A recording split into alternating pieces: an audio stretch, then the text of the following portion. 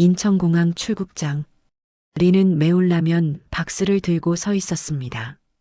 이상하게 무거웠어요. 엄마, 뭐가 그렇게 들어있어? 딸 하나가 물었지만 린도 몰랐습니다. 뒤에서 목소리가 들렸어요. 어머, 린 씨, 베트남 가세요? 25년 만에 처음이시죠? 명품 가방을 든 여자가 라면 박스를 보며 웃었습니다. 시어머니께서 주신 거예요? 린이 고개를 끄덕였어요.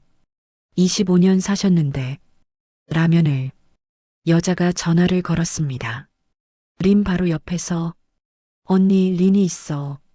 25년 살았는데 라면 박스 하나. 진짜 좀. 린의 얼굴이 빨개졌습니다.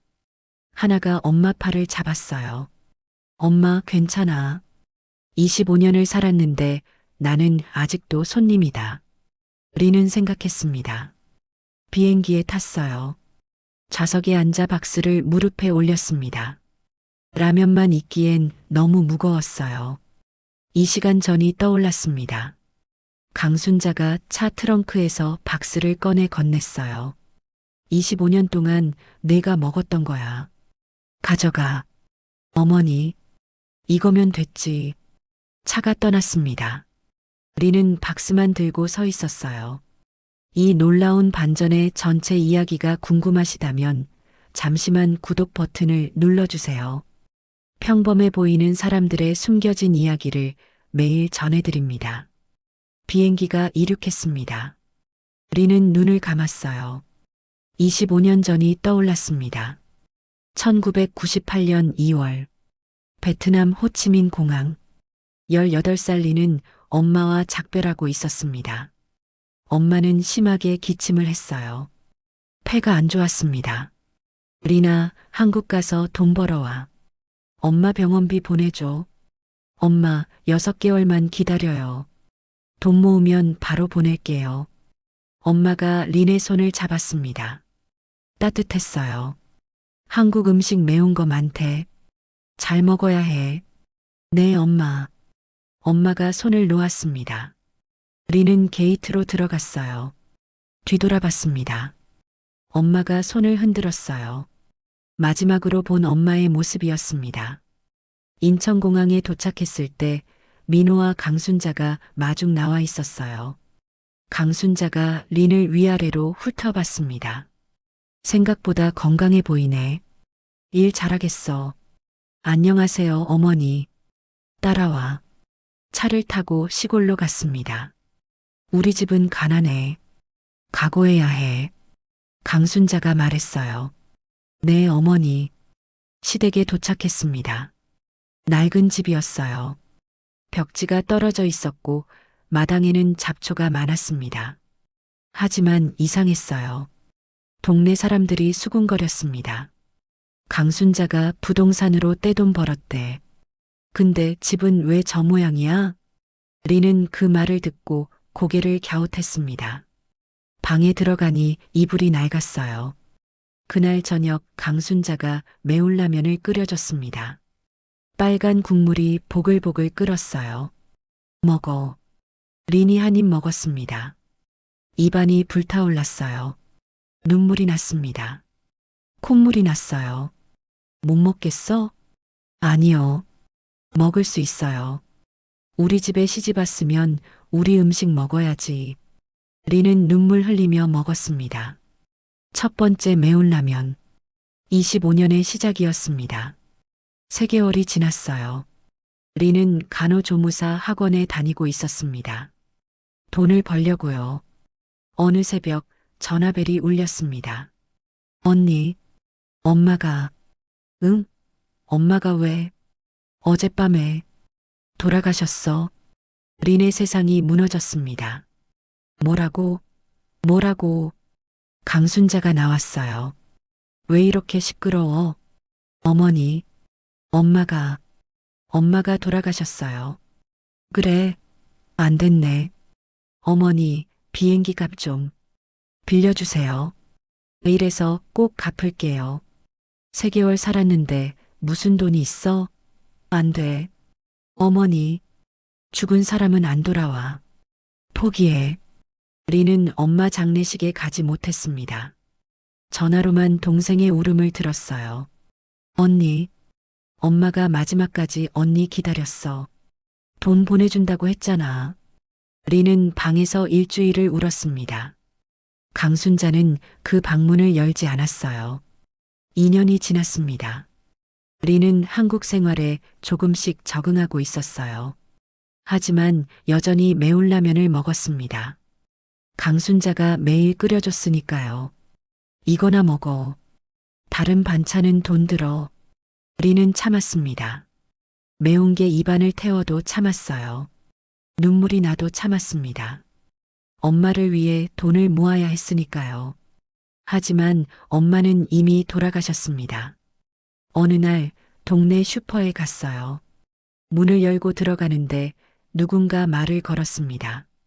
안녕하세요. 저 옆 동네 사는 박미선이에요.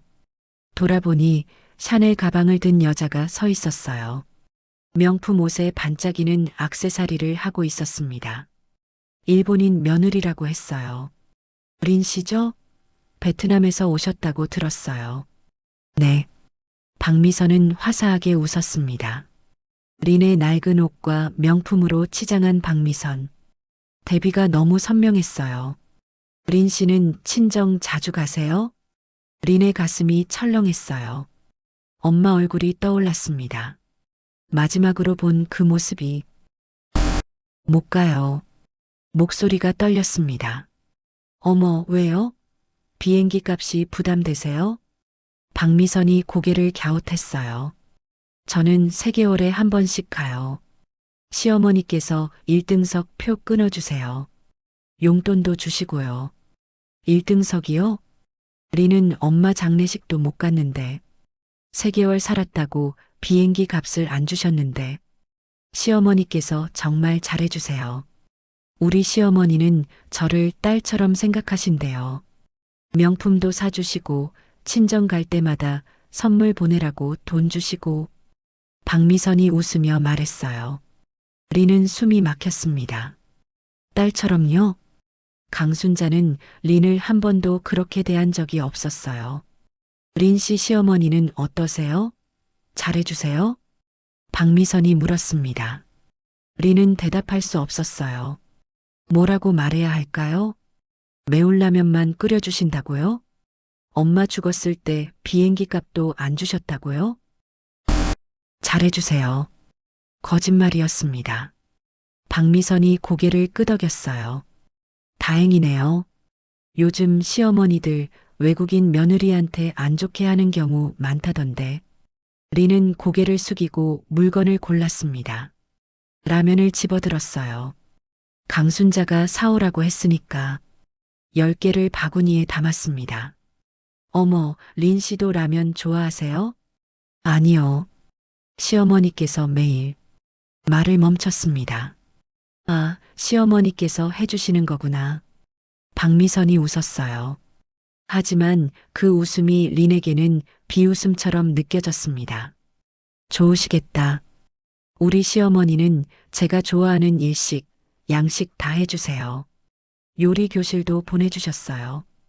박미선이 명품 지갑을 꺼냈습니다. 계산을 하고 나갔어요. 차를 타고 떠났습니다. 고급 세단이었어요. 리는 그 자리에 서서 라면 10개가 든 바구니를 내려다봤습니다. 무거웠어요. 슈퍼 주인이 린을 보며 말했습니다. 박미선 씨 시댁은 부자라서 좋겠어요. 린 씨 시댁도 강순자 씨가 돈 엄청 많은데 왜 그렇게 안 써주시는지 모르겠네요. 린은 고개를 번쩍 들었습니다. 시어머니가 돈이 많으세요? 모르세요? 남편 돌아가시고 부동산으로 엄청 버셨는데 건물도 몇 채 있고. 근데 린 씨한테는 왜 그렇게 짜게 구시는지. 슈퍼 주인이 고개를 저었어요. 린의 머릿속이 하얘졌습니다. 돈이 많다고요? 건물이 몇 채라고요? 그런데 엄마 장례식 비행기 값도 안 주셨다고요? 매일 라면만 끓여주신다고요? 손이 떨렸습니다. 계산을 했어요. 라면 값을 내는 손이 떨렸습니다. 집에 돌아왔습니다. 강순자가 마당에서 빨래를 널고 있었어요. 낡은 옷을 입고 계셨습니다. 리는 강순자를 봤어요. 정말 돈이 많으실까요? 저렇게 낡은 옷을 입으시는데요? 리나, 라면 샀어? 네, 어머니. 많이 샀지? 한 달은 먹어야 하니까. 네. 리는 라면 봉지를 내려놨습니다. 10개. 한 달치. 매일 매운 라면. 그날 밤 리는 잠을 잘 수 없었습니다. 천장을 올려다봤어요. 박미선 생각이 났습니다. 1등석으로 친정에 가는 박미선. 엄마 장례식도 못 간 린. 샤넬 가방을 든 박미선. 매운 라면 10개를 산 린. 딸처럼 사랑받는 박미선. 의심받는 린. 눈물이 흘렀습니다. 소리 내지 않으려고 이불을 입에 물었어요. 나는 왜 이럴까? 시어머니는 정말 돈이 많으실까? 그럼 왜 나한테는? 베개가 젖었습니다. 하지만 리는 몰랐습니다. 곧 더 힘든 일이 벌어질 거라는 걸요. 5년이 더 지났습니다. 2005년, 린이 시집 온 지 7년째였어요. 그해 여름 동네에서 큰 사건이 터졌습니다. 필리핀 며느리가 시어머니 통장에서 1억 원을 인출해 도망쳤어요. 동네가 발칵 뒤집혔습니다. 슈퍼에 가니 사람들이 모여 수군거렸어요. 외국인 며느리는 믿으면 안 돼. 재산 노리고 시집 온다니까. 우리 동네도 조심해야 해. 누군가 린을 보며 속삭였습니다. 저기 린이도 베트남 아냐? 강순자 씨 조심해야 할 텐데. 린의 얼굴이 뜨거워졌어요. 빨리 물건을 사고 나왔습니다. 집에 돌아왔을 때 강순자가 TV를 보고 있었어요. 뉴스에서 필리핀 며느리 사건을 다루고 있었습니다. 외국인 며느리의 범죄가 늘고 있습니다. 강순자가 TV를 끄고 린을 봤어요. 눈빛이 달랐습니다. 차가웠어요. 리나, 내 어머니. 앞으로 내 방에는 들어오지 마. 네. 화장실 갈 때도 내 방 앞 지나가지 말고 돌아가. 어머니, 제가 무슨. 됐어. 그냥 그렇게 해. 강순자가 자기 방으로 들어갔습니다. 문을 닫았어요. 찰칵. 문 잠그는 소리가 들렸습니다. 리는 그 자리에 서 있었어요. 가슴이 아팠습니다. 나를 의심하시는 거구나. 그날 밤, 리는 화장실에 가려다 복도를 지나갔어요. 강순자 방 앞을 돌아가려 했습니다. 하지만 불빛이 새어나왔어요. 문이 살짝 열려 있었습니다. 리는 발을 멈췄어요. 안을 보려는 게 아니었습니다. 그냥 지나가려다가 B-B-B-B. 전자음이 들렸어요. 금고 여는 소리였습니다. 리는 무심코 문틈을 봤습니다. 금고. 강순자가 작은 금고를 열고 있었어요. 금고 문이 열렸습니다. 안이 보였어요. 현금 다발. 5만 원권이 빽빽하게 쌓여 있었습니다. 얼마나 되는 걸까요? 수천만 원? 아니, 그 이상? 리는 숨을 죽였습니다. 강순자가 현금을 세고 있었어요. 1장, 2장, 3장. 리는 조용히 지나가려 했습니다. 삐걱. 복도 바닥이 삐걱 소리를 냈어요. 강순자가 고개를 번쩍 들었습니다. 문틈으로 린과 눈이 마주쳤어요. 린은 얼어붙었습니다. 거기 누구야?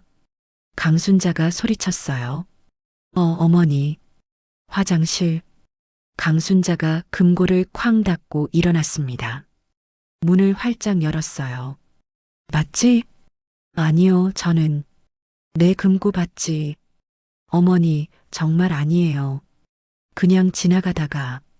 거짓말하지 마. 강순자의 목소리가 떨렸어요. 분노인지 두려움인지 알 수 없었습니다. 외국인들은 다 그래. 재산 노리고 온다며? 어머니, 당장 내 방으로 가. 리는 고개를 숙였습니다. 죄송합니다. 방으로 돌아갔어요. 문을 닫았습니다. 침대에 앉아 손을 봤어요. 떨리고 있었습니다. 나는 아무것도 안 했는데, 그냥 지나가다가 본 건데, 눈물이 났습니다. 다음 날부터 강순자가 완전히 달라졌습니다. 설거지를 하면 옆에서 지켜봤어요. 물 왜 이렇게 써? 돈이 그냥 나와? 죄송해요, 어머니. 쌀 씻을 때도 물 아껴야지. 내 나라로 보낼 거야? 아니에요. 밥을 하면 쌀통을 확인했습니다. 쌀이 왜 이렇게 줄었어? 몰래 먹었어?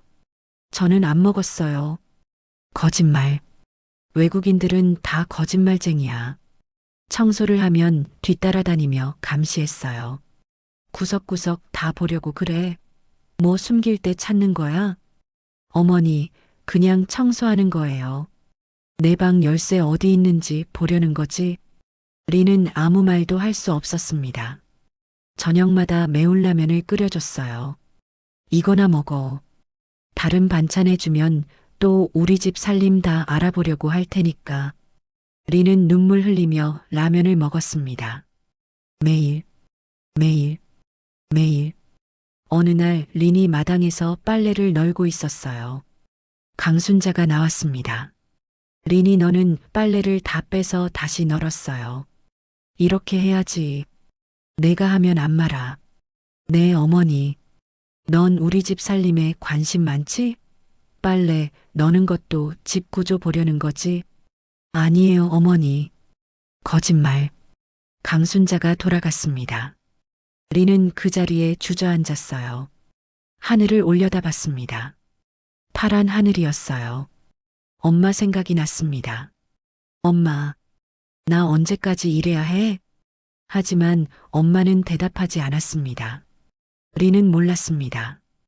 이건 시작일 뿐이라는 걸요. 몇 년이 더 흘렀습니다. 린이 시집 온 지 10년째 되던 해, 설날이었어요. 친척들이 모두 모였습니다. 린은 새벽부터 일어나 음식을 준비했어요. 전을 부치고 나물을 무치고 국을 끓였습니다. 손이 기름에 데었지만 참았어요. 리나, 빨리 해.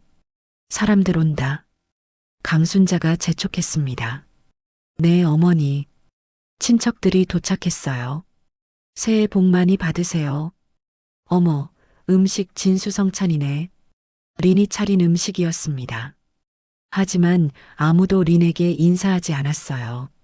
린은 부엌에서 계속 음식을 날랐습니다. 접시가 비면 채우고 그릇이 더러워지면 설거지했어요.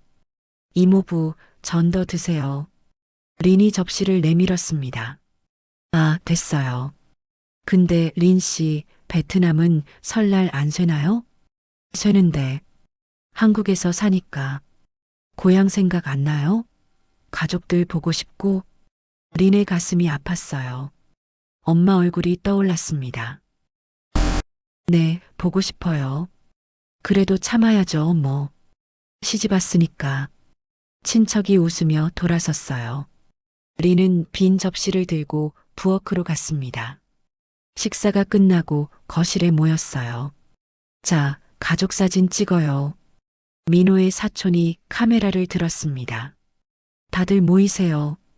가족들이 소파 앞에 모였어요. 강순자가 가운데에 앉고 민호와 친척들이 둘러섰습니다. 린도 다가갔습니다.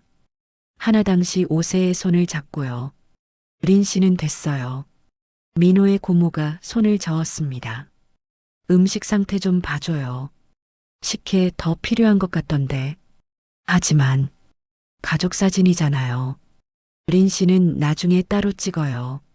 린은 물러섰습니다. 하나가 엄마를 봤어요. 엄마도 찍어야지. 괜찮아, 하나야. 엄마는 부엌 가 있을게. 엄마, 넌 할머니 옆에 서 있어. 린은 부엌으로 갔습니다. 문틈으로 거실이 보였어요. 찰칵. 가족들이 웃으며 사진을 찍었습니다. 강순자, 민호, 하나, 친척들. 린은 그 사진에 없었습니다. 부엌에서 린은 식혜 주전자를 들었어요. 손이 떨렸습니다. 식사 시간. 큰 상에 가족들이 둘러앉았어요. 린이 차린 음식들이 가득했습니다. 자, 다들 앉아서 드세요. 강순자가 말했습니다. 린도 앉으려 했어요. 린아, 넌 서서 먹어. 강순자가 말했습니다. 네. 음식 더 필요하면 바로 가져와야지. 앉아 있으면 불편해. 어머니. 됐고 서 있어. 린은 식탁 옆에 섰습니다. 가족들이 웃으며 음식을 먹었어요. 린이 만든 음식을. 이전 정말 맛있네요. 나물도 간이 딱 좋아요. 칭찬하는 소리가 들렸지만 아무도 린을 보지 않았습니다. 린은 작은 그릇에 밥을 담았어요. 벽에 기대서서 먹었습니다. 하나가 엄마를 봤어요. 엄마는 왜 안 앉아? 엄마는 괜찮아. 하나야 많이 먹어. 하나가 고개를 숙였습니다. 친척들이 떠난 후 강순자가 말했어요. 설거지 다 하고 자거라. 네, 어머니. 설거지를 하는데 눈물이 났습니다. 접시를 씻으며 울었어요. 소리 내지 않으려고 참았습니다. 며칠 후 슈퍼. 물건을 사러 갔는데 박미선이 있었어요. 시어머니와 함께였습니다. 팔짱을 끼고 있었어요. 어머니, 이거 사드릴까요? 그래, 우리 며느리가 효녀야. 박미선 시어머니가 웃었습니다. 린을 봤어요. 어머, 린 씨. 박미선이 손을 흔들었습니다. 안녕하세요. 요즘 어떻게 지내세요? 잘 지내요. 린 씨 시어머니는 안 오셨어요? 네. 집에 계세요. 박미선 시어머니가 말했어요. 우리 며느리는 정말 착해요. 우리 딸 같아요. 박미선이 환하게 웃었습니다. 그리고 린을 봤어요. 린 씨도 참 착한 며느리예요. 그죠? 말은 칭찬인데 눈빛은 달랐습니다. 위에서 아래를 내려다보는 눈빛. 설날에 친척들 많이 오셨어요? 네. 힘드셨겠다. 우리는 외식했어요. 시어머니께서 며느리 고생시키기 싫다고. 린 씨 시어머니도 그러시죠?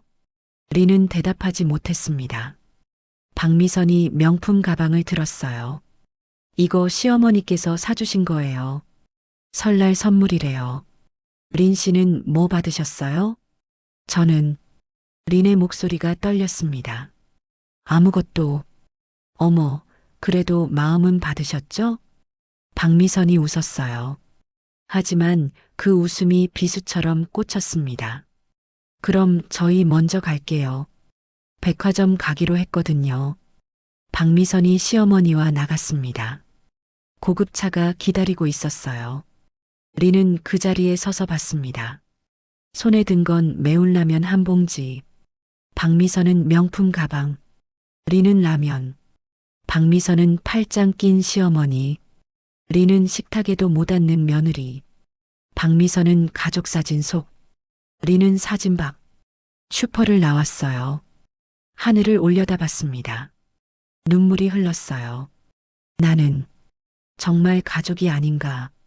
집으로 걸어가는 내내 그 생각뿐이었습니다. 린의 절망은 언제까지 계속될까요? 매일이 막막할 뿐이었습니다. 2018년.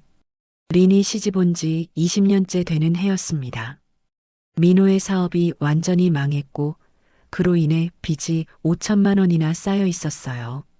어느 날 저녁 대문을 거칠게 두드리는 소리가 들렸습니다. 쿵쿵쿵.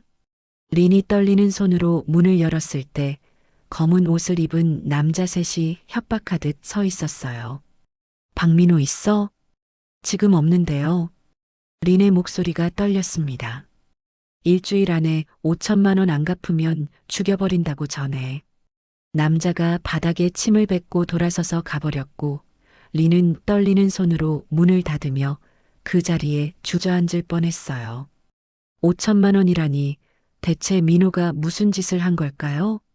그날 밤 민호가 술에 취해 비틀거리며 집에 들어왔을 때 리는 조심스럽게 다가가 말했습니다. 여보, 오늘 채권자들이 왔었어요. 일주일 안에. 시끄러워. 민호가 갑자기 고함을 질렀고 리는 깜짝 놀라 뒤로 물러섰어요. 다 내 탓이야. 재수 없는 베트남년 때문에 내 인생이 이 꼴이 났어. 쾅! 민호가 분노에 가득 차서 식탁을 내리쳤고 위에 놓여있던 접시가 바닥에 떨어져 산산조각 났습니다. 여보, 제발 진정해요. 린이 떨리는 목소리로 말하며 다가갔지만 그 순간 민호의 손이 번개처럼 날아왔어요. 탁! 린의 뺨을 세차게 때렸습니다. 린은 균형을 잃고 바닥에 쓰러졌어요. 내가 없었으면 내 인생이 이렇게까지 망하지 않았어. 쿵! 민호가 린의 옆구리를 발로 찼고 린의 입에서 신음이 새어나왔지만 소리를 죽였습니다. 하나가 깨어날까봐, 딸이 이 끔찍한 광경을 볼까봐 두려웠으니까요. 쾅쾅쾅! 민호는 멈추지 않고 계속 린을 발로 차댔고 린은 몸을 웅크린 채 통증을 참아냈어요. 옆방 강순자의 방에서 희미한 소리가 들렸지만 문은 열리지 않았습니다. 강순자는 이불을 뒤집어 쓰고 귀를 막은 채 누워 있었어요. 며느리가 맞는 소리를 들으면서도 아무것도 하지 않았습니다. 민호가 지쳐서 멈췄을 때 그는 쓸모없는 년 이라고 중얼거리며 현관으로 나갔고 문이 쾅 닫히는 소리가 집안에 울려 퍼졌어요. 린은 차가운 바닥에 쓰러진 채 움직이지 못했습니다. 온몸이 아팠지만 눈물만 조용히 흘렀어요. 소리내서 울 수도 없었습니다. 며칠 후, 린이 마당에서 빨래를 널고 있을 때 2층에서 민호가 전화 통화하는 목소리가 희미하게 들려왔어요. 형, 나 진짜 미치겠어. 린은 손을 멈추고 귀를 기울였습니다. 5천만 원을 어떻게 갚아? 이자만 몇백씩 나가는데 나 곧 죽을 것 같아. 린이 조용히 계단으로 다가가자 민호의 목소리가 더 선명하게 들렸어요. 엄마 심장병 있잖아. 린의 심장이 철렁 내려앉았고 손이 떨리기 시작했습니다. 약만 안 먹으면 금방 갈 텐데. 숨을 쉴 수가 없었어요. 보험금이 10억이야. 형이랑 반반하면 우리 각각 5억씩이잖아. 린은 믿을 수 없다는 표정으로 입을 막았습니다. 사고처럼 보이게 할 수 있잖아. 계단에서 넘어지거나 욕실에서 미끄러지거나. 나이도 많으니까 충분히 그럴 수 있고 형만 믿는다. 다음 주에 자세한 계획 짜자. 전화가 끊어지는 소리가 들렸고 린은 그 자리에 얼어붙은 채 서 있었어요. 민호가 자기 어머니를 강순자를 죽이려 한다는 걸 방금 들었습니다. 보험금 10억을 받기 위해서요. 3일 후 오후 강순자가 2층에서 천천히 계단을 내려오고 있었어요. 심장병 약을 먹으러 1층으로 가는 길이었는데 나이든 몸으로 조심스럽게 한 계단씩 내려왔습니다. 뒤에서 민호가 올라오는 발소리가 들렸어요. 린은 1층 부엌에서 설거지를 하다가 우연히 그 광경을 봤습니다. 민호가 강순자 바로 뒤에 섰고 주위를 둘러보며 손을 천천히 들어 올렸어요. 강순자의 등을 향해서 어머니, 린이 목이 터져라 소리치며 부엌에서 뛰쳐나왔습니다. 계단을 향해 미친 듯이 달려갔어요. 민호의 손이 강순자의 등을 밀었고 강순자는 균형을 잃고 앞으로 비틀거렸습니다. 어머니, 린이 계단을 뛰어 올라가 강순자를 붙잡았지만 이미 균형이 무너진 상태였어요. 린은 강순자를 끌어안았고 세 사람이 함께 계단 아래로 굴러떨어지기 시작했습니다. 쿵, 쿵쿵, 쾅. 린의 머리가 나무 난간에 세게 부딪혔고 왼쪽 팔이 이상한 각도로 꺾이는 소리가 났어요. 딱! 갈비뼈 2개가 부러지는 느낌이 왔고 숨을 쉴 수가 없었습니다. 통증이 온몸을 휩쓸었어요. 1층 바닥에 세 사람이 뒤엉켜 쓰러졌을 때 강순자가 고통스럽게 신음했습니다. 으, 다리가. 민호가 재빨리 일어나서 당황한 표정을 지으며 강순자에게 다가갔어요. 엄마, 괜찮아? 미끄러졌어. 실수였어. 리는 바닥에 누운 채 천장을 봤습니다. 시야가 흐릿해지고 의식이 점점 희미해져 갔어요. 병원. 눈을 떴을 때 천장이 새하얗게 보였고 병실 특유의 소독약 냄새가 코를 찔렀습니다. 온몸이 아팠어요. 왼쪽 팔에는 깁스가 되어 있었고 옆구리를 조금만 움직여도 날카로운 통증이 찔러왔습니다. 갈비뼈 2개가 부러졌다고 의사가 말했어요. 머리도 지끈지끈 아팠는데 뇌진탕이 왔다고 했습니다. 옆 침대를 보니 강순자가 누워 계셨고 오른쪽 다리에 큰 깁스를 하고 있었어요. 강순자가 린을 봤을 때 두 사람의 눈이 마주쳤습니다. 강순자의 눈에는 눈물이 맺혀 있었지만 아무 말씀도 하지 않으셨어요. 그저 린을 바라보기만 했습니다. 문이 열리고 민호가 들어왔을 때 그는 걱정스러운 표정을 지으며 물었어요. 엄마, 괜찮아? 강순자는 고개를 돌리며 대답하지 않았습니다. 민호가 린을 봤을 때 그의 눈빛은 차갑게 식어 있었어요.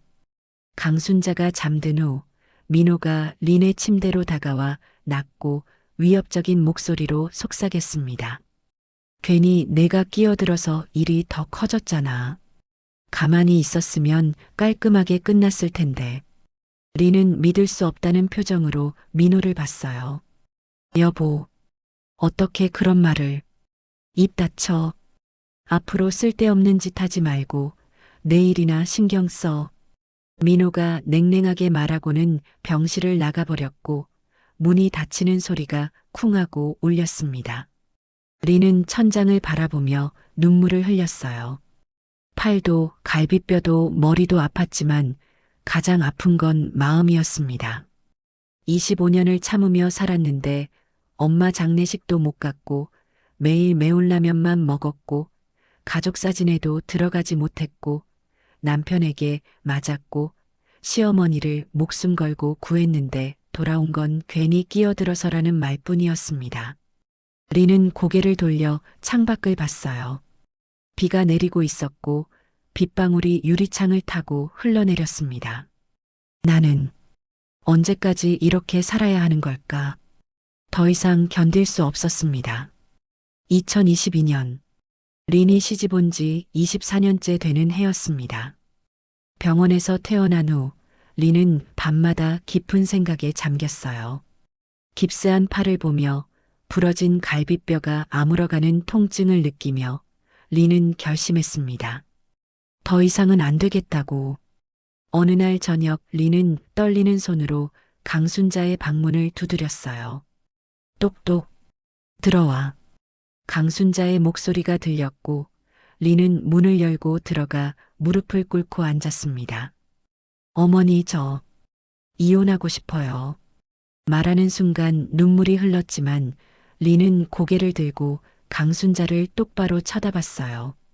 강순자는 창가에 앉아 밖을 보고 있었는데 린의 말을 듣고도 한참 동안 아무 말씀이 없으셨습니다. 그래. 짧은 대답이었지만 그 안에 복잡한 감정이 섞여 있는 것 같았어요. 딸하고 베트남 가려고요. 여기서는 더 이상 살 수 없어요. 알겠다. 강순자가 서랍을 열고 명함을 꺼내 린에게 건넸습니다. 변호사야. 내가 연락할게. 어머니. 린은 놀라서 명함을 받아들었어요. 강순자께서 도와주신다고요? 미안하다. 강순자의 목소리가 떨렸습니다. 네, 널 시험한 거야. 25년 동안. 린의 눈이 커졌고 숨이 멎는 것 같았어요. 필리핀 며느리 사건 있었잖아. 그 이후로 외국인 며느리를 믿을 수가 없었어.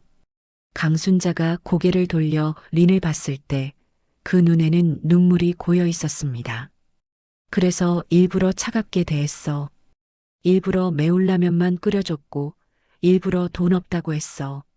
내가 재산을 노리는지, 진짜 우리 가족으로 남을 건지 보고 싶었어. 린의 눈에서 눈물이 주르륵 흘러내렸습니다. 25년이요? 25년 동안 시험이었다고요? 근데 넌 나를 구했어. 계단에서 목숨 걸고 강순자의 목소리가 흔들렸어요. 그제야 알았어. 넌 진짜 우리 며느리라는 걸, 내 딸이라는 걸. 리는 더 이상 참을 수 없어서 소리내어 울었습니다. 강순자가 일어나 린의 어깨에 손을 올렸어요. 늦었지만 이혼해. 새로 시작해. 넌 자격이 있어. 며칠 후 변호사 사무실에서 강순자는 모든 걸 증언했습니다. 민호의 폭력, 도박, 빚, 심지어 계단 사건까지 낱낱이 말씀하셨어요. 제 아들이 며느리를 수없이 때렸습니다. 저는 옆에서 들으면서도 막지 못했어요. 강순자의 목소리가 떨렸습니다. 그리고 제 아들이 저를 죽이려 했을 때 린이 저를 구했습니다. 제 목숨을 구한 건 며느리였어요. 변호사가 고개를 끄덕이며 기록했습니다. 위자료는 얼마나 받을 수 있을까요? 린이 조심스럽게 물었어요. 남편 측 재산이 없고 빚만 5천만 원입니다. 최대한 해봐야 500만 원 정도예요. 그것만이라도 받을 수 있을까요? 시어머니께서 증언해 주시니 가능합니다. 몇 주가 지나고 2023년 1월 이혼이 성립되었습니다. 법원에서 도장을 찍는 날 린은 마지막으로 민호를 만났어요. 민호는 린을 쳐다보지도 않은 채 서류에 도장을 찍고 돌아서서 나가버렸습니다. 아무 말도 없었어요. 25년을 함께 살았는데 마지막 인사조차 없었습니다. 2023년 3월 출발하는 날, 린은 작은 가방 하나에 짐을 쌌어요. 25년 동안 모은 것들이지만 가방 하나면 충분했습니다. 딸 하나가 옆에서 도와주며 말했어요. 엄마, 할머니한테 인사해야 하지 않아? 그래야지. 거실로 나가니 강순자가 서 있었습니다. 어머니, 그동안 정말 감사했습니다. 린이 고개를 숙여 인사했어요. 나도 미안했다. 강순자가 짧게 말씀하시고는 내가 공항까지 데려다 줄게라고 덧붙였습니다. 차를 타고 공항으로 가는 동안 아무도 말이 없었어요.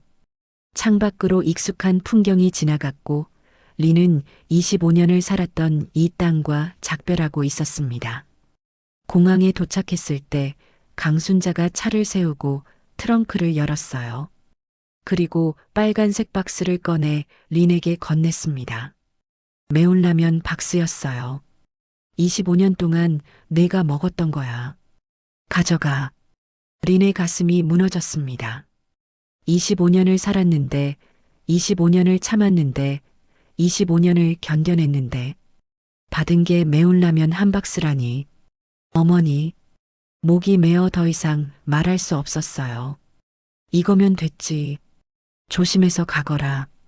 강순자가 돌아서서 차에 탔고 엔진 소리가 들리며 차가 천천히 움직이기 시작했습니다. 린은 그 자리에 서서 차가 보이지 않을 때까지 봤어요.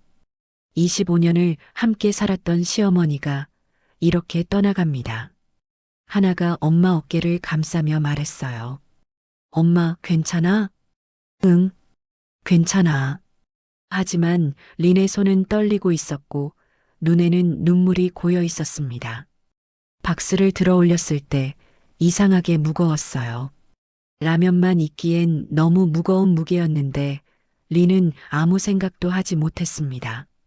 주변 사람들이 지나가며 라면 박스를 보고 수군거렸어요. 저 사람 라면 들고 비행기 타네. 25년 살았는데 라면이라니. 린의 얼굴이 뜨거워졌지만 꾹 참고 공항 안으로 들어갔습니다.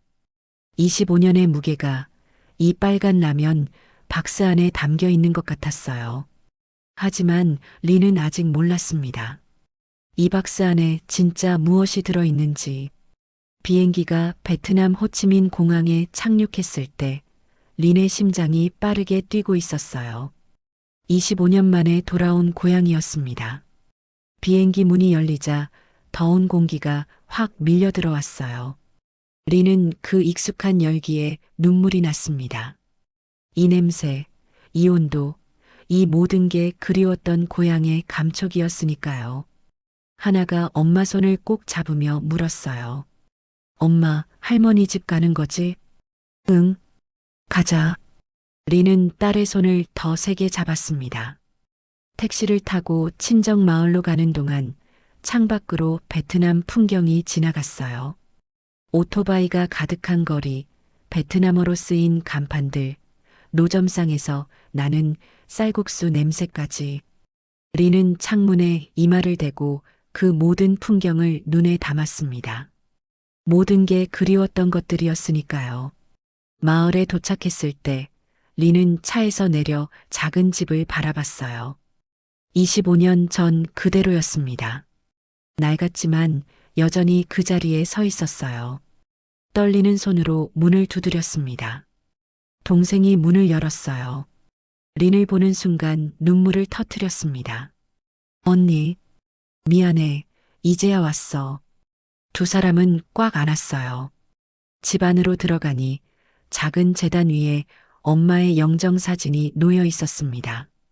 사진 속 엄마는 웃고 있었는데 린이 기억하는 마지막 모습보다 훨씬 젊어 보였어요. 그 모습을 보는 순간 린의 다리에 힘이 풀렸습니다. 무릎을 꿇고 앉을 수밖에 없었어요. 엄마, 나왔어. 25년 만에. 목소리가 떨렸습니다. 미안해, 엄마. 장례식도 못 갔어. 마지막도 못 봤어. 엄마가 날 기다렸는데 더 이상 말을 잇지 못했어요. 25년 동안 참았던 눈물이 터져 나왔습니다. 동생이 옆에서 같이 울었고 하나도 외할머니 사진 앞에서 조용히 고개를 숙인 채 눈물을 흘렸어요. 한참을 운 후 린은 눈물을 닦았습니다. 동생이 구석에 놓인 라면 박스를 가리키며 물었어요. 언니, 저게 뭐야? 시어머니께서 주신 거야. 라면이래. 라면? 25년 살았는데? 동생의 목소리에 놀람과 안타까움이 섞여 있었어요. 하나가 박스를 들어 올렸습니다. 근데 이상해. 너무 무거워. 라면만 있는 것 같지 않은데. 린도 처음 받았을 때부터 느꼈던 그 이상한 무게감이 떠올랐어요. 동생이 조심스럽게 물었습니다. 열어볼까, 언니? 린은 한참을 망설였어요. 열고 싶지 않았습니다. 라면만 보이면 25년의 서러움이 다시 밀려올 것 같았으니까요. 하지만 무게가 계속 신경 쓰였어요. 린은 깊은 숨을 들이마셨습니다. 열어보자. 박스 앞에 무릎을 꿇고 앉았어요. 손이 너무 떨려서 테이프를 제대로 잡기도 힘들었습니다. 테이프를 천천히 뜯었어요. 찢어지는 소리가 조용한 방에 울렸습니다. 뚜껑을 열었어요. 매운라면 5개가 보였습니다. 개별 포장이 뜯어진 채로 5개만 놓여 있었어요. 동생이 중얼거렸습니다. 왜 이렇게 적게? 린이 라면을 하나씩 꺼냈어요.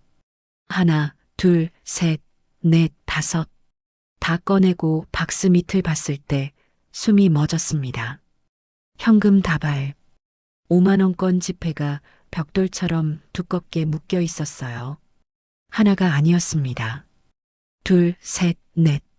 계속 꺼내도 나왔어요. 10개. 현금 다발 10개가 박스에서 나왔습니다. 동생이 떨리는 목소리로 말했어요. 이게 뭐야? 린의 손도 떨렸습니다. 현금 다발을 들어 올렸을 때 묵직한 무게가 느껴졌어요. 1000장씩 묶음이었습니다. 5만 원 곱하기 1000장이면 5천만 원. 10개면 5억 원? 믿을 수 없었어요. 박스 안을 다시 봤습니다. 금목걸이가 보였어요. 강순자가 명절 때만 하시던 그 목걸이였습니다. 금반지도 있었어요. 강순자가 평생 끼고 계시던 시집 올 때 받았다던 그 반지. 그리고 마지막으로 흰색 봉투가 보였습니다. 봉투에 린에게라고 한글로 쓰여 있었어요. 린이 떨리는 손으로 봉투를 집어들었을 때 동생과 하나가 숨죽이며 지켜봤습니다. 봉투를 열었어요. 편지를 꺼냈습니다. 강순자의 글씨였어요. 또박또박 정성스럽게 쓰인 글씨. 린이 읽기 시작했습니다. 린아, 미안하다. 25년 동안 시험했다. 필리핀 며느리 사건 이후로 외국인 며느리를 믿을 수가 없었다. 그래서 일부러 차갑게 대했다. 일부러 매운라면만 끓여줬다. 일부러 돈 없다고 했다. 내가 재산을 노리는지 진짜 우리 가족으로 남을 건지 보고 싶었다. 린의 눈에서 눈물이 떨어졌어요. 편지 위에 떨어져 글씨가 번졌지만 계속 읽었습니다. 하지만 넌 25년을 참았다. 내 엄마 장례식도 못 가게 했는데 나를 원망하지 않았다. 나를 계단에서 구했다. 목숨을 걸고. 그제야 알았다. 넌 내 딸이다. 이 돈은 50억이다. 남편이 남긴 부동산을 다 팔았다. 내 몫이다. 라면 박스에 넣은 건 민호가 의심 안 하게 하려고. 아무도 모르게 내게 주고 싶었다. 25년 동안 고생시켜서 미안하다. 널 믿지 못한 내가 비겁했다. 사랑한다. 새로 시작해. 행복해야 한다. 어머니 강순자. 편지를 다 읽었을 때 린은 편지를 가슴에 안고 소리내어 울었습니다. 25년이 떠올랐어요. 매운 라면을 눈물 흘리며 먹던 날들. 엄마 장례식도 못 갔던 그날. 가족 사진에서 빠졌던 명절. 맞았던 밤들. 계단에서 굴러떨어졌던 순간. 공항에서 라면 박스를 받았던 그 서러움. 모든 게 시험이었습니다. 하지만 마지막에 강순자는 린에게 모든 걸 주셨어요. 50억, 금목걸이, 금반지. 그리고 무엇보다 넌 내 딸이다. 그 한마디. 린은 동생과 하나를 안았습니다. 셋이 함께 울었어요. 엄마 영정 앞에서, 베트남 작은 집에서, 라면 박스를 사이에 두고 25년 만에 린은 비로소 인정받았습니다. 3년이 흘렀습니다. 2026년 베트남 호치민의 한 골목에 작은 식당이 있었어요. 간판에는 한글과 베트남어가 함께 적혀 있었습니다. 순자 한식당. 린이 강순자를 기리며 만든 식당이었어요. 오후 2시 손님들로 가득 찬 식당 안에서 린은 주방에 서 있었습니다. 냄비에서 빨간 국물이 보글보글 끓고 있었어요. 매운 라면이었습니다. 린은 능숙하게 라면을 삶고 파를 썰고 계란을 올렸어요. 손이 흔들리지 않았습니다. 처음과 달랐어요.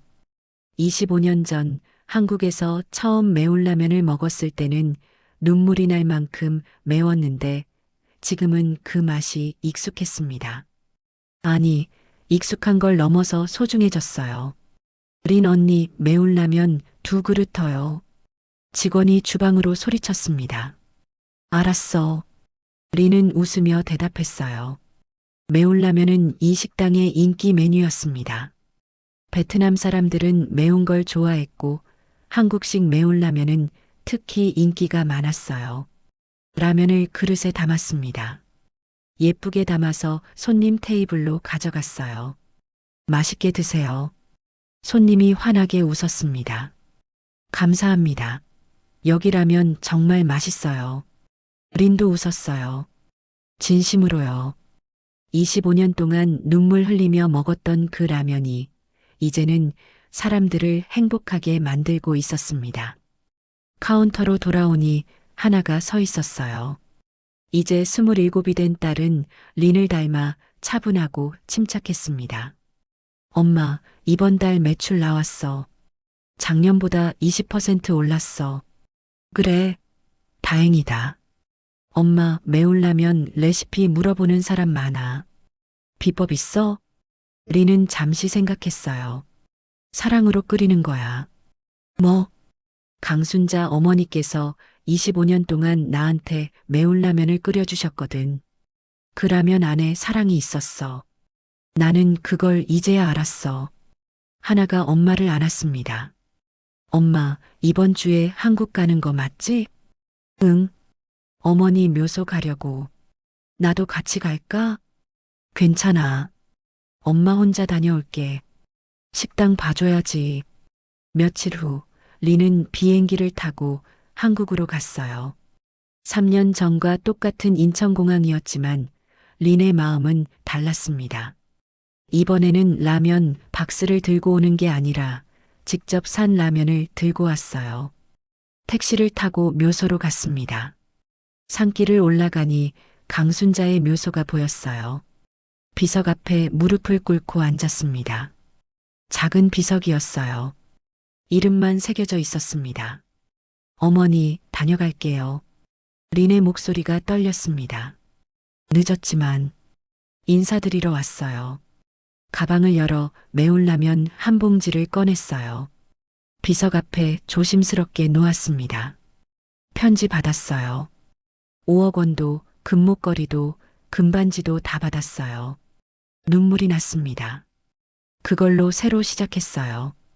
베트남에서 식당이에요. 이름은 순자 한식당이에요. 어머니 이름으로 지었어요. 바람이 불었어요. 나뭇잎이 살랑거렸습니다. 매울라면 팔아요. 많이 팔려요. 손님들이 맛있다고 해요. 전 그 라면 끓일 때마다 어머니 생각해요. 리는 비석을 쓰다듬었습니다. 차가웠지만 마음은 따뜻했어요. 25년 동안 정말 힘들었어요. 엄마 장례식도 못 갔고 매일 매울라면만 먹었고 가족으로 인정받지 못했어요. 맞기도 했고요. 목이 메었습니다. 근데 어머니는 날 시험하신 거였죠. 진짜 딸인지 보려고. 저는 그때는 몰랐어요. 너무 힘들어서 그냥 참기만 했어요. 눈물을 닦았습니다. 근데 이제 알아요. 어머니가 날 사랑하셨다는 거. 넌 내 딸이다라고 하셨잖아요. 그 말이 50억보다 더 소중했어요. 리는 하늘을 올려다봤어요.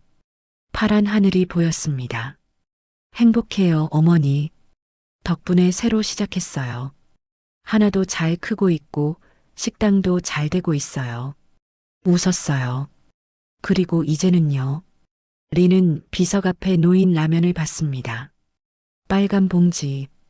25년 동안 눈물 흘리며 먹었던 그 라면.